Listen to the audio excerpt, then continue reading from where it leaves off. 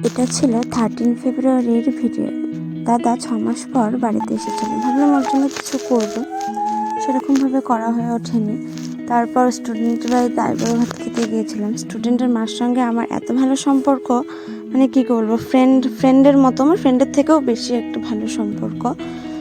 তারপর তো ওখানে আমাকে আশীর্বাদ করে নিল। তারপর খেতে বসে পড়লাম। ওখানে ছিল অনেক কিছুই, ছিল অনেক ভাজা, ছিল শাক ভাজা, বেগুন ভাজা, আলু ভাজা, করলা ভাজা ছিল না, জল, স্যালাড, ডাল, ডিমের কারি, বড় মাছ, মাংস, মিষ্টি, দই, স্ন্যাক্স, অনেক কিছু ছিল। আমি তো এত কিছু খেতেই পারিনি। তারপর তো সবাই একসঙ্গে খেতে বসেছিলাম, আমি তো খেতেই পাচ্ছিলাম না। তারপর বললাম বসো, সবাই একসঙ্গে খেতে বসলো।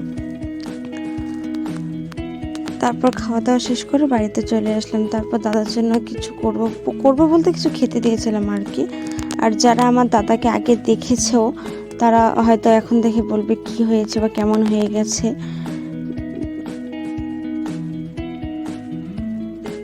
দেখো আমার দাদা আগে কেমন ছিল, এখন কেমন হয়ে গেছে 6 মাস পর আসার পর বাড়িতে। দাদা গিয়েছিল কাকুদের ওখানে ঘুরতে।